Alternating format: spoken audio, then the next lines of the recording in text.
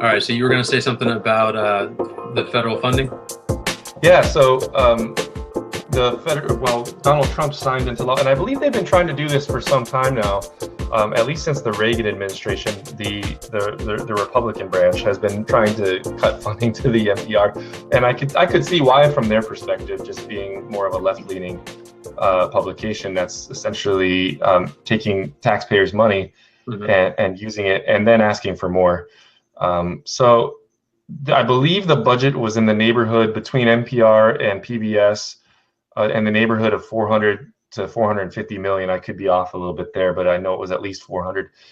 So what do you think? How does this affect them? And is this a good thing or a bad thing for I us? think I think it's going to affect them negatively, and I think it should affect them negatively.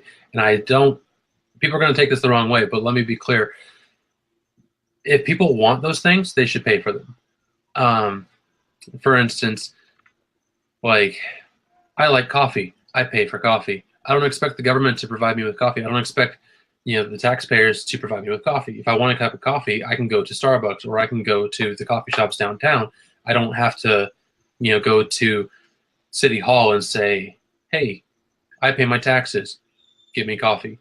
And that's a poor example, but I think that the point remains the same. That you know people are freaking out about the arts, and I was honestly, when I heard about it, I was kind of curious about what your perspective was, because you were an art student, and you have more of an art background than I do, because I'm not an artist at all.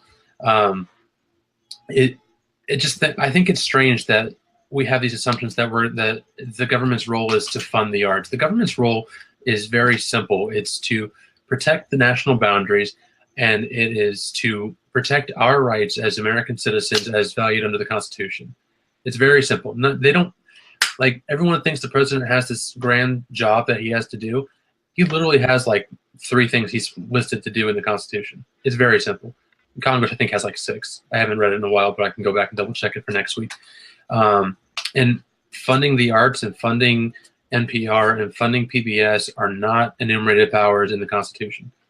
And that being said, I heard recently about, I want to say it was Dallas or Houston, that they wanted, Boeing was a few years back was looking to move, to open a new plant, and they were looking at Texas originally, and they decided against it, and they actually came here to South Carolina, and when they found out why, it was because the wives of the workers who were going to be there didn't want to go to Texas because there was no culture there.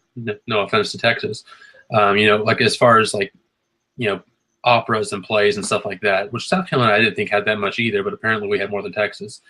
Um, but so what they did in, I want to say it was Houston. It might be Dallas, but I want to say it was Houston. So what they did in Houston, just for the sake of the conversation, is they went to, the city or the state went to, had a big conference, and they told all the rich people in Texas, they're like, "Hey, we need to get more arts in this part of the town because people don't want to come here because there's no, artistic culture right now."